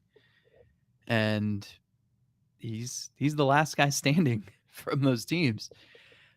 So I think he's had to take it upon himself. I know Terry Francona sought out him and Ahmed Rosario last year early in spring training and said, hey, if we stand any chance at being competitive, we have to give effort. We have to run the bases aggressively and smart. We have to put the ball in play. We have to play mistake-free defense. And you guys you have the most experience at that. So I need you to show them the way, because if I stand up here and try to tell a bunch of rookies what to do, it's not going to be as impactful as you said, Chico, the best players on the team doing that. So, yeah, I mean, Andres Gimenez is the perfect example, because he followed everything Jose Ramirez has done for the last couple of years. It took him a while to figure out how to make it work for him, and now he's $100 million richer. So I think he might owe Jose Ramirez dinner. But it's him. Ramirez signing that contract a year ago completely changed the landscape of the franchise. I mean, think about where they would be if he didn't sign and then he's traded. What fan is ever going to want to show up to the ballpark or buy a jersey or anything like that? And you're probably talking about this team still in rebuild mode and trying to figure out how to be good by 2025. And instead, they're trying to defend a division title and compete for a World Series. So it all started with Jose. Guardians begin the 2023 campaign on the road in Seattle, taking on the Mariners, another very exciting team in the American League. We'll get to them in just a moment. You mentioned Andres Gimenez, and, you know, he's one of maybe 3, 4, I don't know if you can say definitively, but 3 or 4 guys maybe they're looking to sign. So not only when you were talking about the fans, and, you know, many fans, their beliefs or their opinions were, if you're not going to bring Jose back or you're not going to make a solid effort to Jose, then we're done. Not only did they get that done, but now the guys that really contributed last year, and, you know, a guy like Gimenez, who was a key cog in that deal sending Francisco Lindor to New York, now all of a sudden, hey, we're gonna fork over some money and try to get these guys signed long term as well. Yeah, I mean, this is the route that this franchise has taken since John Hart was here in the early 90s. That's what it reminded me of. Yeah. And it locked him. He locked up. You know, it's funny. We all talk about how they signed Baerga and Sandy Alomar and Charles Nagy to extensions and eventually Albert Bell. We don't talk about the fact that it was actually 12 multi-year contract extensions in the spring of 92. Most of them didn't work out. A lot of pitchers you've long forgotten about. But that didn't matter. They were low risk, high reward moves, and that's the thing. I mean, a lot of teams do that now, and Cleveland is still doing that, as they've shown, where you commit to these players who have limited track records, but gives them early security. It gives you the opportunity to build something. You have a foundation. And this is a young roster anyway. Kwan's going to be here a long time, and Jimenez would have been here a long time regardless, but gives you a foundation. It gives other people in that clubhouse a chance to look around and see what's possible. And it allows you to make moves now where you know exactly who you're going to have, how long you're going to have them, how much you're going to be paying them, and what that can afford you to do if you need to make a trade, if you need to make a free agent signing in the future. So it's beneficial for everybody. And, that's, I think what's impressive is that it's happening already. You saw it a little bit last year with Straw and Clase, but if Jose Ramirez doesn't sign his contract a week later, I think I wrote today, it's like the ship was rudderless without him. I mean, it's nice to have Straw and Clase locked up, I guess, but without Ramirez, and I don't really know what you were building toward. So it's pretty clear now what you are, and you'll have Jimenez through maybe 2030. So I know I can't keep you forever here, and I know you got other obligations to tend to. I apologize, we're going a little long, but we talked about all the things that not only went right last year, but seemingly we hope are going to go right this year. And you got a lot of these same guys back, and they're young and they're hungry, and you got this great skipper and Terry Francona. Concerns for the Guardians as we get ready for the season tonight in Seattle? Yeah, I mean, starting pitching was already at the top of my list, and that's before Tristan McKenzie got injured. I don't know how long he'll be out. Somewhere in the 6 to 8 week range, it sounds like, but these things are impossible to predict. And it's not just that. I mean, I think there are questions about Savali, Plesac, and then who steps up behind them. Hunter Gaddis gets the first shot, but will they tap into that depth of top 100 prospects? Will we see Gavin Williams? Will we see Tanner Bybee? Will we see Daniel Espino at some point? Is Logan Allen top 100 worthy? He is by some public outlets, but can he prove that? So that was my big one. It's been the staple of this team for a long time. It feels weird saying that that's the biggest question mark, but the injury doesn't help. And it's weird. I think the lineup is pretty solid. I mean, there are maybe some questions against left-handers. If Naylor can hit them a little bit better this year, where Gabriel Arias fits, but that's nitpicking. To me, it's pitching. It's, can you get healthy? And do you need another frontline starter? I mean, we saw last season Garrett Cole and Cal Quantrill get matched up twice in that series. That was an advantage for the Yankees both times. Does Cleveland need another horse that they can lean on? Maybe make Quantrill your fourth guy to get through a couple of playoff series? I think those are the questions they'll have to answer. So, Zach, in closing, go back a couple of years ago, and I think everybody to a man was saying, man, when the White Sox do arrive with all this great young talent, look out. They're going to take over the Central, and they're going to have a stranglehold on it for a while. Now, injuries have happened. Bad managerial decisions have happened. Is that still a dangerous team in the Central, and the Guardians' top competition in the Central? Honestly, I think you could make an argument for them, the Twins, the Guardians, and I'm not going to argue with you. It's a weird division. I think it's still a pretty weak division. I don't think you have to worry about the Royals or the Tigers yet. Maybe not anytime soon, but I think it's the sort of division where all three teams are flawed, all three of the contenders, to the point where it's kind of like last year.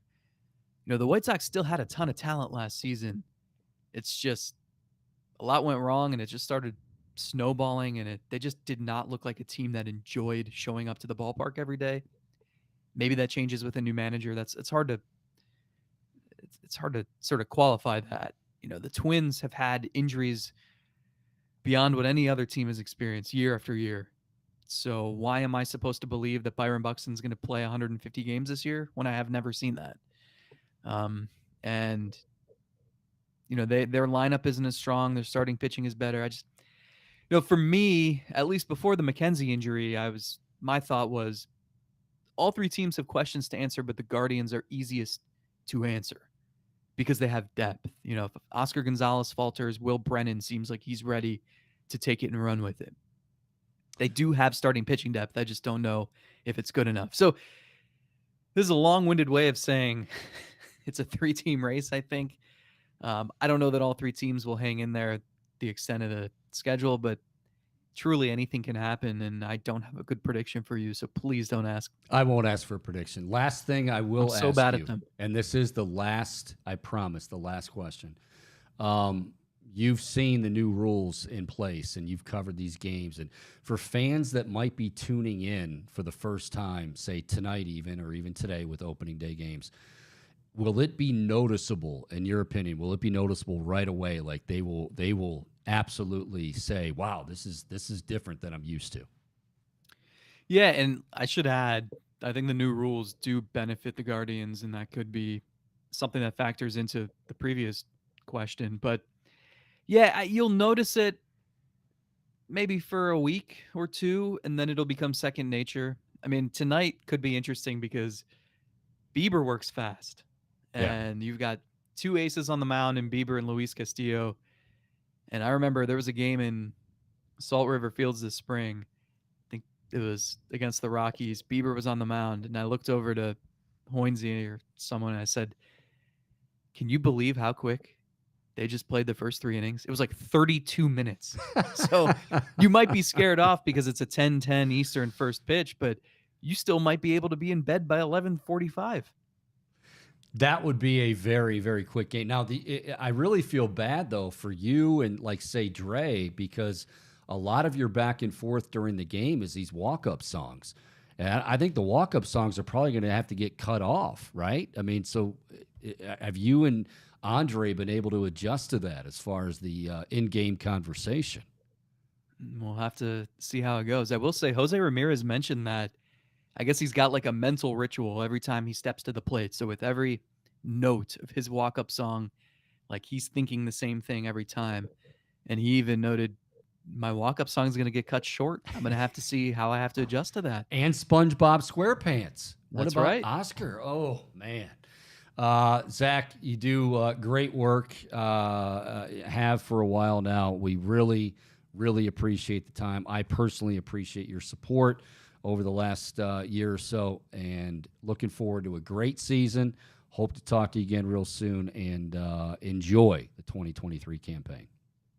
Sounds good, buddy. Anytime for you. All right. That is, again, Zack Meisel joining us here on the Chico Bormann Show on the Big Play Network. Great stuff from Zach. Yeah, I think from my understanding, and I've only seen like clips, probably the same things that many of you have seen, the clips of, somebody getting struck out because they didn't get engaged fast enough into the in the batter's box. We heard Bobby talk about it yesterday with Stephen Kwan. I think that is going to be noticeable right away, but I do think that it's also going to be something that, after about a week, okay, not that big of a deal. Not that big of a deal. Bohm, how you doing over there? You got that? Yeah, you had that grin on your face again. Like you get the gigglies more than any person I've ever met, more than like a teenage girl. It's unbelievable. What is so humorous over there? Well, they don't call me Giggles McGee for nothing, Chico. You are a giggling machine, and I've known that for a while, which is one of the reasons we wanted to. No new developments here, nothing shocking. No, actually, it was the call screener, the AI. It just it felt a little off, something lost in translation. Well, and I'll tell you this. So for those of you that do call, we're going to go to the phones here in just a second to Chad. 216-626-7901 is how you reach us here on the phones on the Chico Bormann Show.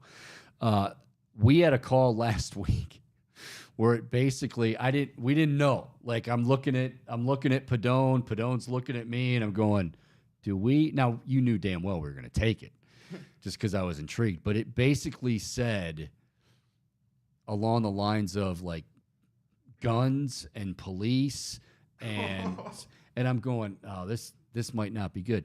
But what it was the guy just wanted to know, like in the starting rotation, who I felt the best about. And I'm like, now that's not exactly what he said on that. So this will be interesting. Well, I'll tell you what, let's bring him in right now. And again, thank you to Zack Meisel. Follow him on Twitter at Zack Meisel. Does a great job with The Athletic. Also, the podcast is a good one as well. I've been on that before. At Selby is Godcast. He and our buddy TJ Zuppi just do a fantastic job. All right, let's give it a whirl here. Now, can I say what it says on the screen and then bring Chad in? Okay, it says Chad wants to talk about the Cleveland Guardians and wants to talk about food, has a long leaf, L-E-A-F, in short leash with Franco, Franko. That could be Julio Franco? That could be, I was going to say, that could be Julio. We don't know. So, Chad, appreciate you checking in on the Chico Bormann Show. What exactly is on your mind? I think when you leave a message, I think it's about as accurate as the voice text on your phone. You say something and it comes back and says, "I never said that." I don't know where that's coming from on your end, but I just have two comments, two questions. I'll make them quick. I think one thing that will be very noticeable on the new rules is balls hit up the middle. How many times are you watching the game going, hit the ball up the middle, say that's a base hit, but no, there's a shortstop sitting right behind second base. So I think that'll be something that we notice right away, that there won't be as many outs. I think there'll be more hits up the middle. And I'll tell you, my concern is the bullpen. If you look at last year, they were 43-19. We all know how fickle a bullpen can be. Henches is hurt. It just makes me nervous that we're going to get everything that we got last year from the bullpen from these guys for this year, because I was listening to a podcast, Chico, and they said that because of the pitch clock, pitchers are going to be worked harder. They're going to get tired quicker, and you're going to need to go to the bullpen sooner. So, and it's just going to be, we don't have a crystal ball, but I think it's going to be interesting to see how the bullpen rolls. So here's my two questions. Yeah. We know Francona he's got his guys, right? Stuck with Kipnis and Shaw, no matter how much they struggled, keeps putting them out there. In your opinion, this year, who has a short leash? Who has a long leash? I'll let you answer before I ask my second question. Well, here's the thing. One of the things that I like, and it's a great question, by the way, Chad. Here's what I would say, though. The one thing about Terry Francona, I don't think he necessarily looks at it as, well, if you've been around a while, or like how old you are, or how long you've been, like if he thinks that does he trust you? And that's why with Brian Shaw, I mean, people can talk about the very end, which is ridiculous, but the year that they went to the World Series and this guy's making 70 appearances, like he was in high leverage situations. So why did he keep going to him? Because he trusted him the most. And I feel like, guys like that are critical for any manager. I mean, you got to have a couple of guys, and I'm not referring to the closer, because the closer is hopefully a guy that and I think we all know Emmanuel Clase is going to be, again, we think, incredible. But like Trevor Stephan, who we think is probably going to be the main setup guy, and probably going to be, we hope, one of the guys that gets extended. Mentioned Andres Jimenez. I think he's in that mix. Trevor Stephan is, along with Steven Kwan, maybe even Ahmed Rosario. Stephan, I think, would be the one where you say he probably has a longer leash, because I think he was phenomenal last year. I think they love him. And it's not like he wasn't in high pressure situations last year. So I'd go Trevor Stephan as far as the long leash guy. The short leash guy might come as a surprise, but I think I'm going to say James Karinchak only because now when he's on, he can be just unbelievable. But when he's not, okay, when he's not, and when he's running hot, and we talk about the pitchers, like you were saying, I don't know if that's true or not, that, because they're going to have to work faster, they're going to get tired more. I don't know. But I do know with James Karinchak, when things aren't going well, he runs extremely hot, and I don't think that's a guy that you mess around with in that situation, in those situations. Okay. Who would be yours? That's fair. And I would probably say my short leash guy this year is probably Oscar Gonzalez and Plesac. Now, I do think Plesac will be extended a little bit more because of the McKenzie. Well, I thought you were talking about bullpen. Well, yeah, I was just saying anybody. I think that was a great comment on the bullpen. But I guess the guys that I'm looking right now between Straw, Savali, Plesac, and Oscar Gonzalez, these guys are the guys that are the wild cards. I guess of those four, who, just as a fan, do you want them to stick with the longest? Straw. Say it again. Straw, Savali, Straw, Plesac, and Gonzalez. Who do you think is going to be the guy that will surprise you the most of coming back this year, of doing what they did last year, or even improving from last year? Well, okay, I'll phrase it like you originally asked it. Who does he have a longer leash for? Yeah. I think put it this way. I think the shorter leash is going to be Miles Straw, because I think they feel like, again, you heard Zach talk about Will Brennan making that opening day roster, and he's going to have a spot. And I like Miles Straw a lot. He's incredible defensively. Will Brennan's pretty good defensively also. Straw became an automatic out for much of the year, and I just don't think that you can. I don't think he's gonna wait too long with that one. Now, Oscar Gonzalez is a good one because let's face it, pitchers are going to adjust to him. Pitchers are going to adjust him from a year ago. How does he handle that? Plesac, I think you give Plesac a little bit longer of a leash, simply because, and here's the reality, you almost have to, because you're down a pitcher already with, Tristan McKenzie being out. Truthfully, as high as they are on Bybee and as high as they are on Espino and Gavin Williams, that they don't want to bring these guys up that early. So I think Plesac's going to get a pretty long leash. But I would say Miles Straw, if he really, really struggles out of the gate, and we know he had some really, long slumps, I don't think they're going to waste that much time. Fair. Okay, real quick question. I wanted to get your vibe on this. It's kind of the elephant in the room. I know we're all trying to move beyond it, but I've been a season ticket holder for 21 years, and we didn't do it last year for the first time. And I'm trying to get my 8 guys to get back with me, and they're all saying, no way, we're done, because of the changes that they made with the name and all that kind of stuff. And I'm having a hard time getting people to go. And I want to know, among your peers, when this topic comes up, what's the vibe a year later? Because there are some people that say, there's no way I'm giving the Dolans any money. They wouldn't go to games baseball, because they changed. What's your opinion? Chad, let me I just want to make sure I have this right. They will not go to baseball games because of a name change. Do I have that right? They can't. We canceled our. Yes. After. So you are one of them. Did you cancel too? Well, we all went in together, so we did cancel, but I ended up going individually on my own. Not as much, because I'm not a big fan. Well, how much does it bother you? How much does it bother? Let me. I've got you on the phone, so I want to hear how much does the name change bother you? Well, here's the deal. The thing that's frustrating is they came out and said we want to listen to the fans. And no matter what your opinion is, I have a feeling 2/3 or 3/4 did not want it changed. And a lot of the people that went to games for decades, spent thousands and thousands of dollars, their voices really weren't heard. You don't know that for sure. I think if the season ticket holder... Yeah. Oh, go ahead. Go ahead. If they would have came to the season ticket holders and said, "Hey, what do you guys want?" as in, maybe some ideas versus just doing something where we don't really had our voice heard, I think it would have went over a lot better.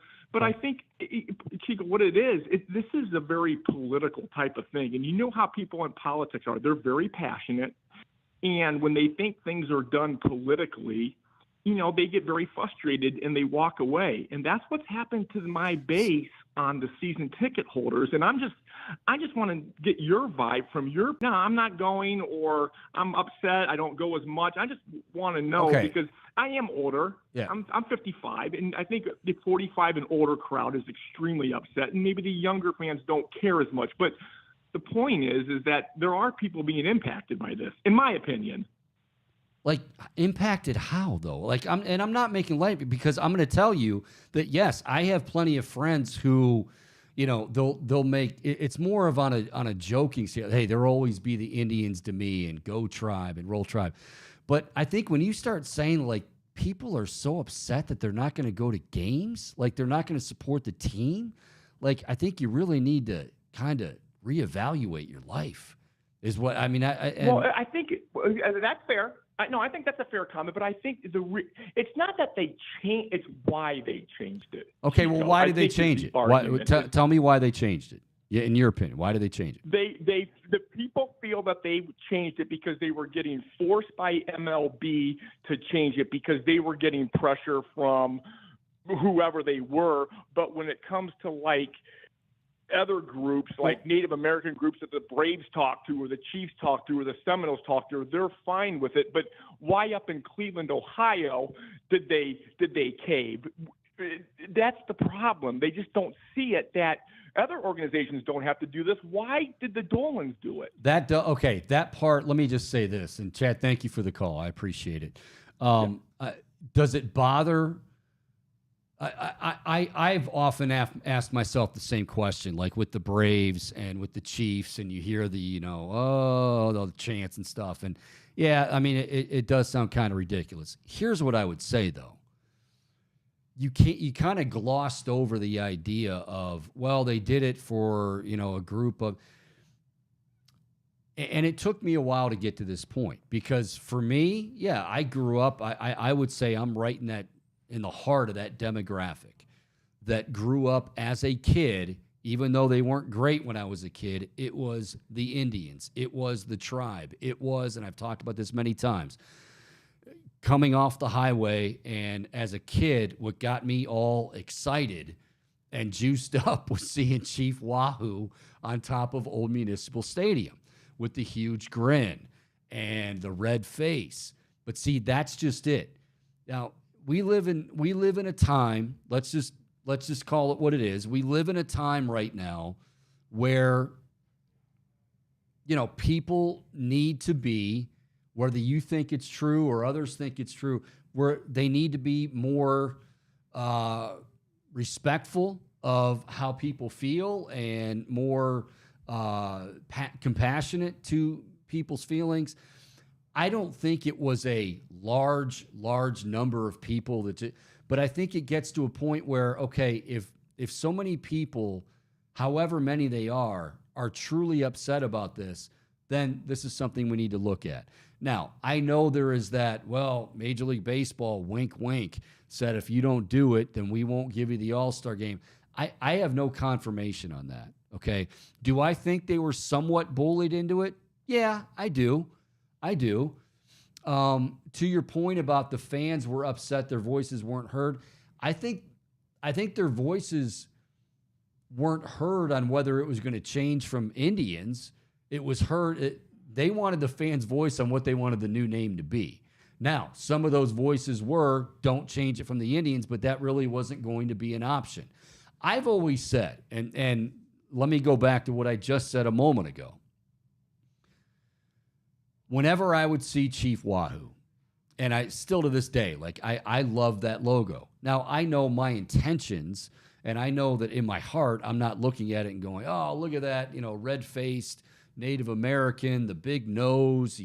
He what if he's hammered? It's why he's like, no. I just, as a kid, it looked like a cartoon character, It was a caricature of an Indian. He was smiling. And that's what I related to. And so I grew up with that. I loved Chief Wahoo. I thought, if anything, maybe you change the design of Chief Wahoo and try to keep the Indians' nickname. But I don't think that was, and I don't have any concrete information on this, but I would be willing to bet that it got to a point where, whether you can say they were bullied or the political thing, I don't really quite get, because I don't think you can throw out an accusation like that unless you have proof. But do I think that, yeah, they were getting bullied a little bit, or they were hearing it from Major League Baseball, they were hearing it from some of their own fans? And again, even if it's a small minority, they have to listen to those people. I think it is utterly ridiculous. Like, I can't, and you're entitled to your opinion.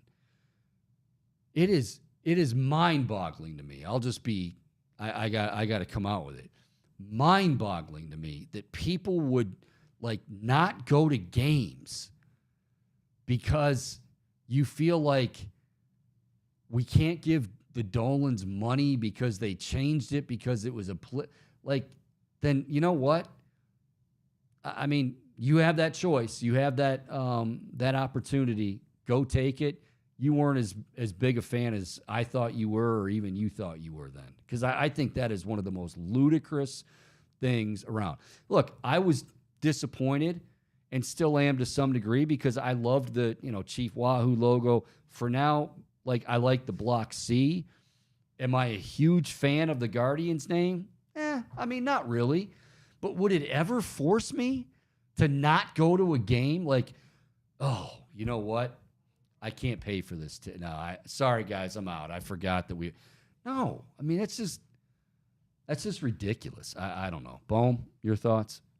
Yeah, Chico. So to me, no tradition, no matter how long-standing, should be upheld if it causes offense to some group or someone out there. And I feel like, that we had a caller call in who said, why did the Cleveland team have to do this when you have the Kansas City Chiefs who aren't doing anything, or Florida State Seminoles who aren't doing anything? Well, maybe Cleveland is being the bigger franchise. Maybe Cleveland is doing the right thing before other teams. And that Cleveland wasn't the first team either. We saw the Redskins change their name from that to the Commanders. And let me go back to, I'm glad you brought that up. Thanks, Bohm. Let me go back to the caricature, because I really think that it wasn't the Indians' name. And that's what I think bothers a lot of people. And I get that. I don't think it was the Indians' name, just like with Chiefs. Is it Chiefs? Is that really Braves? Is that Redskins is? Okay. But Chiefs, but then you look at their logo, you look at I think that caricature of Chief Wahoo, that cartoon-like character, evolved from, wow, that's just a cool, a cool logo and a cool mascot. I know I thought that for years and years, and I still do. But again, I'm not somebody that might look at that. I have to be compassionate. I have to be respectful, and this is where I think, Dolan's, instead of saying politically motivated, I think a number in that, Tito Francona talked about it, that if there are people out there, and clearly there were, who really didn't like the connotation, really didn't like what people thought of when they saw that, then you change it. And again, I'm not just dismissing the idea that Major League Baseball weighed in but you had folks that were upset about it. The only thing that I can say is I would have liked to seen, was there any way, and this is why I don't think there was any way, was there absolutely any way possible that they could keep Indians but just redo the logo? Because I think, again, a Native American, red-faced, big nose, it's a, he's drunk, they drink, they're, the big teeth, it's not a good look. 30 years ago, 40 years ago, maybe that wasn't a big deal. It wasn't a big deal. Now all of a sudden it is, and just because it wasn't a big deal before doesn't mean that today's people who feel otherwise and maybe are one of those Native Americans doesn't mean that their voice doesn't get heard. But I gotta say, as silly as some of you think the change was, what's the matter, Bo?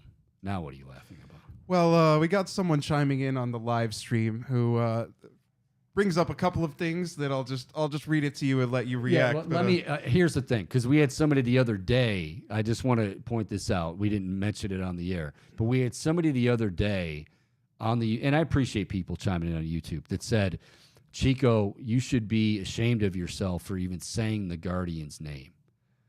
And if it's the same person, and it probably is, you need to get a life. But go ahead.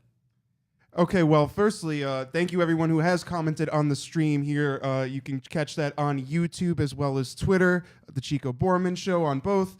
And thank you everyone for your comments. So D. Solsky said, Chico, has changing the name boosted attendance? If you want to make the argument a new name would bring more fans to the stadium, where are they? The Dolan sold Chief Wahoo out to get an all-star game here. Winning that game actually gave us home field advantage, but then they changed it. Who said that they did it to raise attendance? Nobody said that. Do you think there would be more attendance if the name was still Indians? I don't know that it has much of a factor. They always struggled with it. No, I don't. No, I don't. Now, merchandise sales, okay, I'll listen to that. But if you're telling me more people are showing, and like I said, if you are one of those people, I mean, you have every right to feel that way and then follow through with the actions. I question just how big of a Cleveland Indians / Guardians fan you ever were in the first place, because to take that is about as extreme a measure as I've ever heard. Yeah, and then he also followed up by saying, "Isn't Yankee a derogatory term from the Civil War?" Yeah, it probably is. I don't know. I can't speak to all of them. I'm not the politically correct police. I just and I hope, and Bohm, you'll tell me if I didn't convey this. I didn't want to come across to Chad, and I don't even know if that's his real name. I know. I've heard him over the years, big Indians fan, Guardians fan, and I appreciate his passion. But I hope I didn't convey an attitude of, okay, look, if you feel this way, then you're.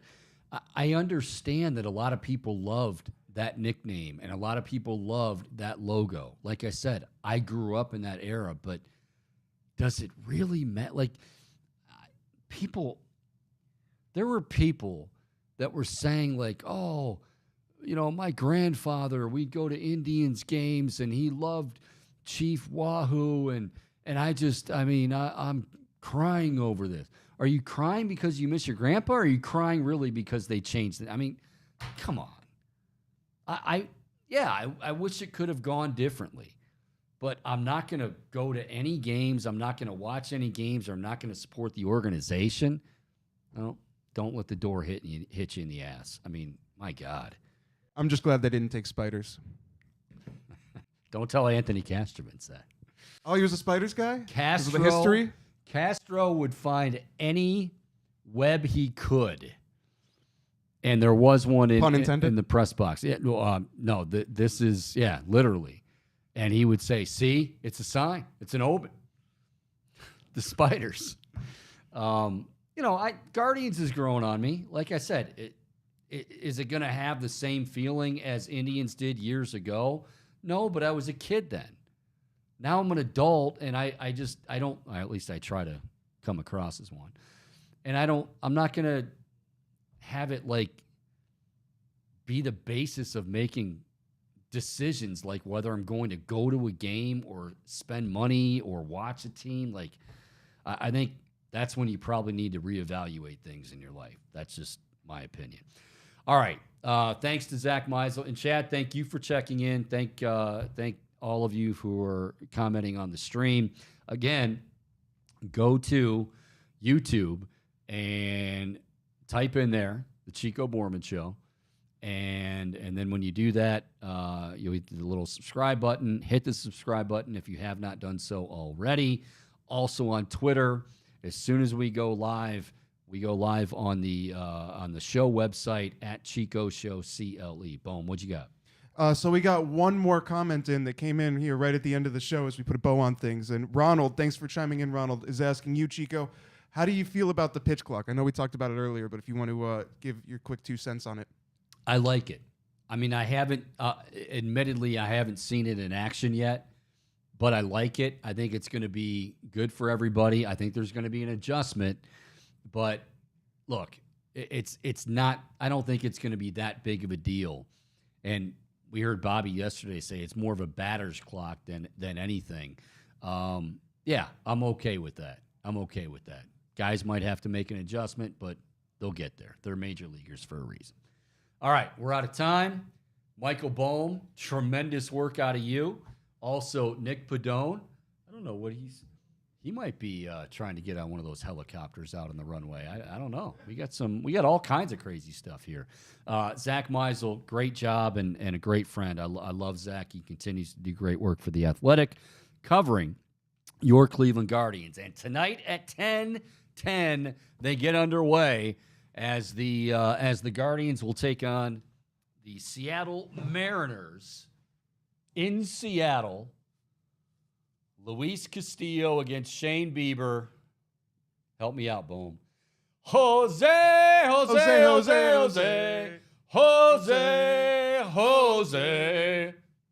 Boom.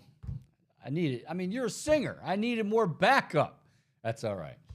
We're out of time. We'll do it again tomorrow at 1 o'clock. Plenty to talk about from opening night, opening day, and also we're going to talk some Cavaliers basketball as well, as they are back in action against the Knicks tomorrow, the team they will most likely face in the first round of the playoffs. So until tomorrow, make it a great Thursday. Make it a great opening day / night, everybody. Take care.